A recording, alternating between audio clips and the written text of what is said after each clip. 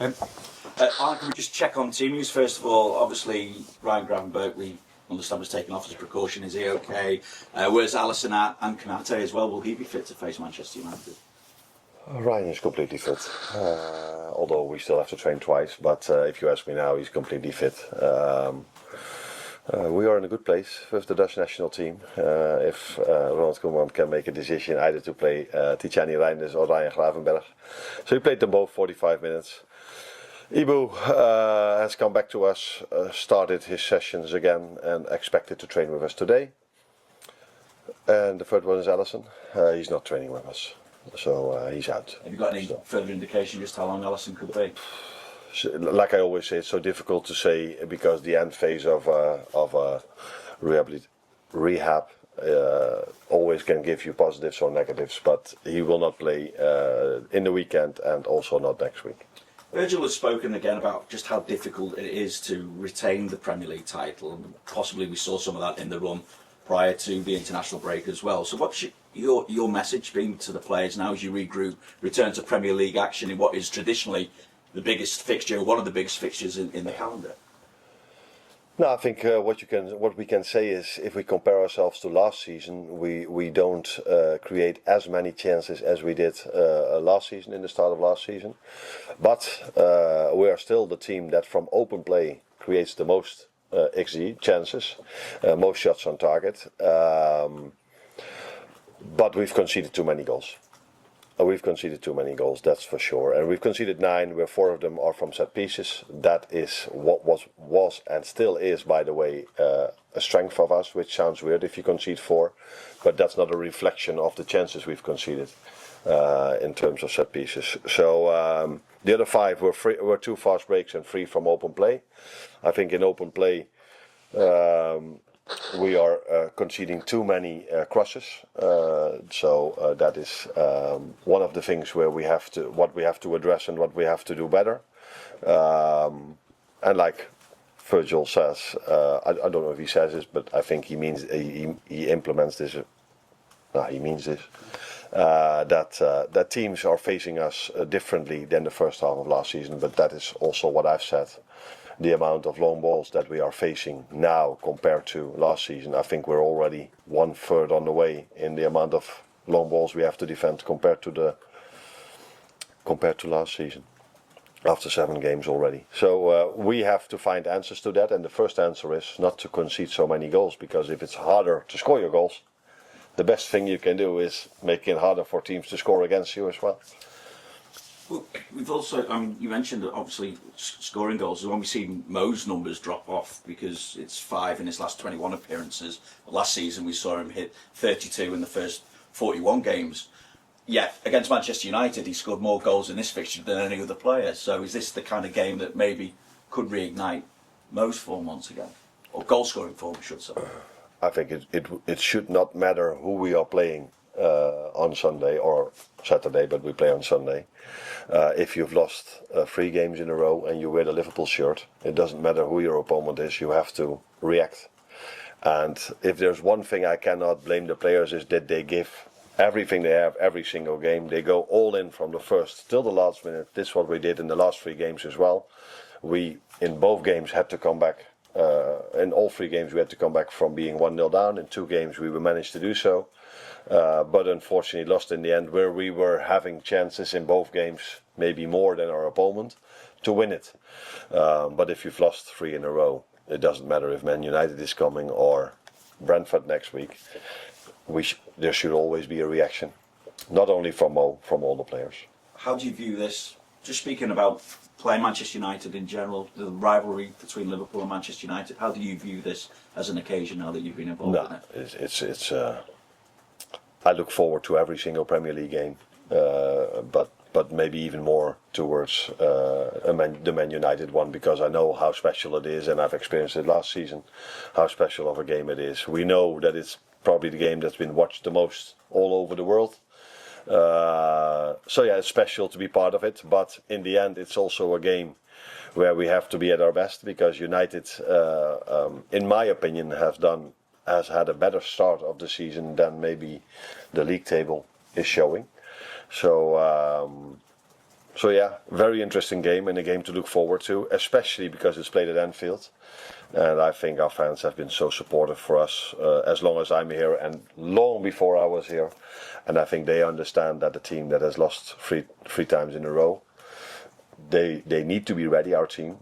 But I think our fans can help us and will help us on Sunday as well. Thanks, Arne. Hi Arne, you mentioned before about teams playing you in a different way this season, obviously trying to defend your championship. Have you had to, or how much have you had to sort of rethink how you set up and how you play, and how can Liverpool start to surprise teams again? If you are the team that has created most chances from open play, you can argue if we don't surprise teams. Maybe we do things better than the last three results has shown. But it's also clear what I just said, that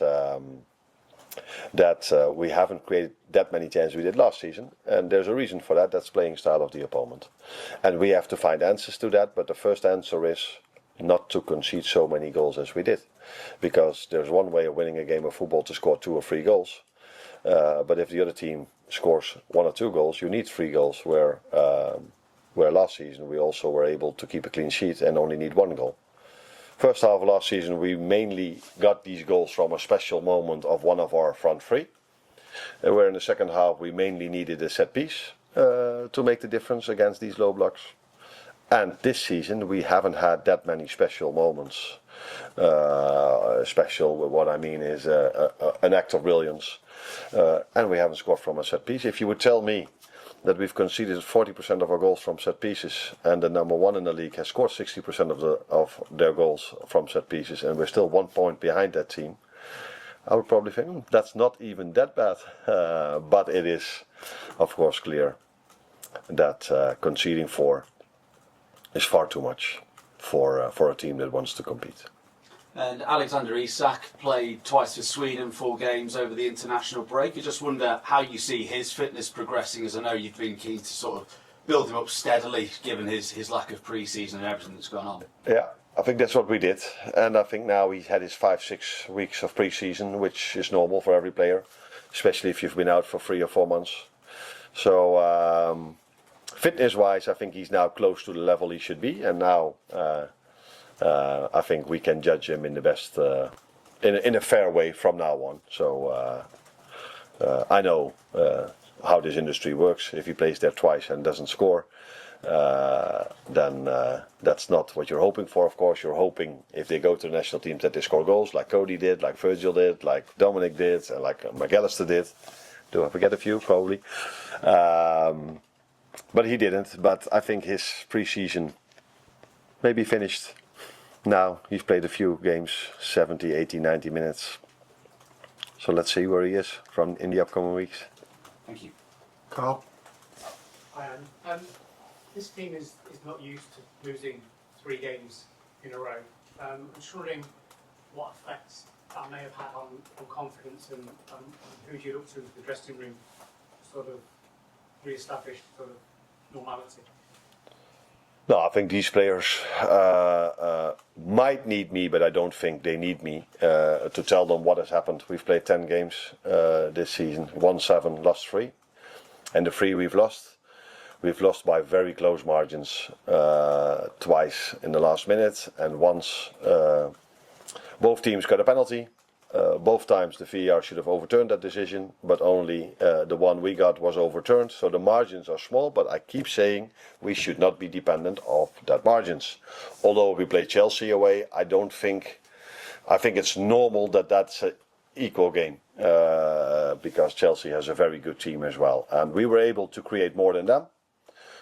So that is part of it, but results don't lie. If you lose 3 times in a row, we have to do better.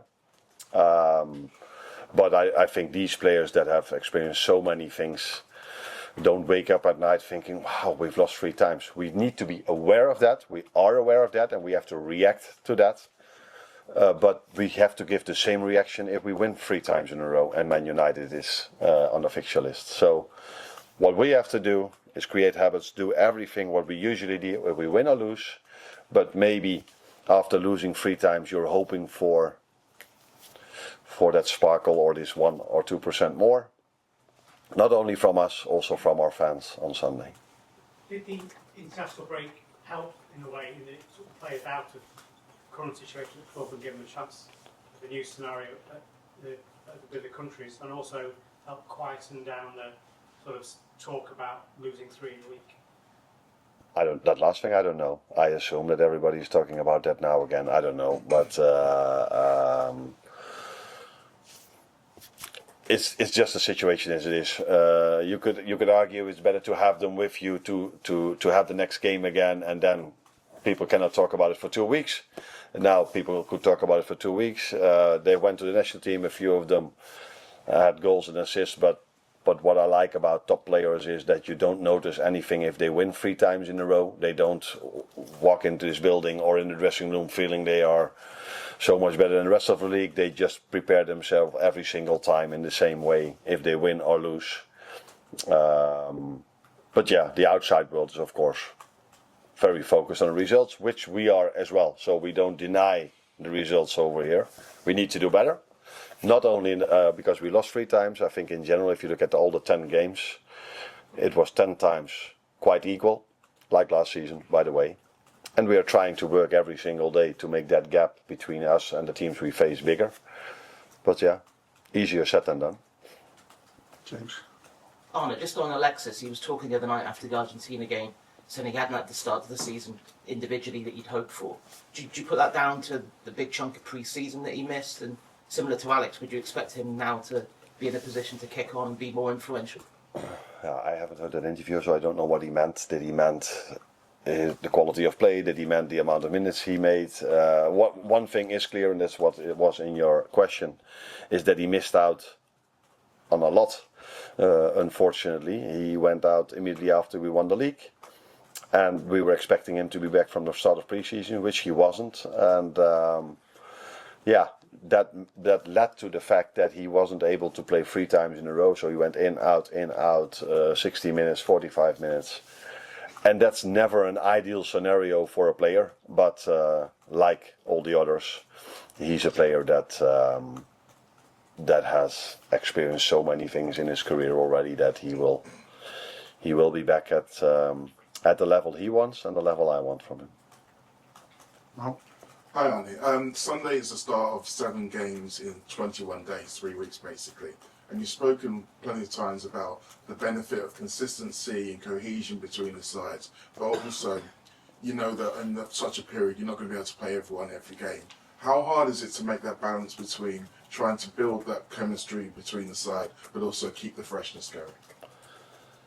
Yeah, that's an interesting one, because we were just talking about Maka, we're talking about Alex. Those are players we need to bring them back towards a lot of playing time, but you cannot go from no playing time at all to 3 times in a week. So that's why Conor Bradley the same in pre-season. So we had a few of them that led to changes, but everywhere around the world where teams have to face schedules like this, they have more than 11 players to take on this schedule.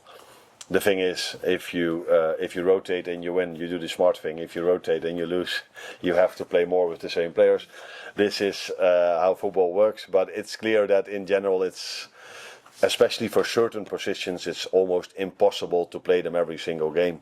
And if you do, it's the risk of a player getting injured, and this has happened just before the international break with a few players, and has happened during the international break with some players, not with ours. Except for Alisson, of course. But so yeah, you have to find a balance in this. But I think the ones we have are now longer together. So yes, Alex is not the same player as Hugo, but they are both a number 9, and they both know what to do in our system. So it's only something I like, that I have more than 11 players that can play a game of football, and it's never the reason for us to drop points or to lose a game of football.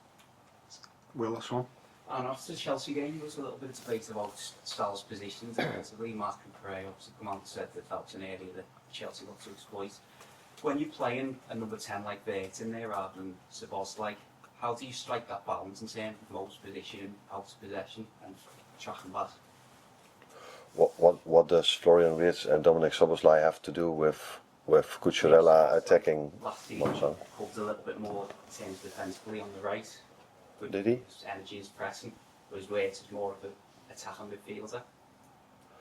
I think they're both attacking midfielders, and both are expected to defend, like all our 11 players are expected to defend. So yes, in this particular case, I heard the comments of Cucurella. I also saw how they scored the 2-1, but I could also show you 5 or 6 moments where Mo could have made the difference for us. And if that would have happened, we would have had the conversation like last season, where he so many times made the difference for us. And yeah, if that then doesn't happen, you get probably comments like this. It's always the balance between winger and fullbacks that is quite. I want our fullbacks to attack as well. So that, we have to find the right balance in that. But I just said in the start that we are conceding too many crosses compared to last season, and this is something I'm aware of, and we have to do better. Thank you. You're welcome. That's all. Thank you.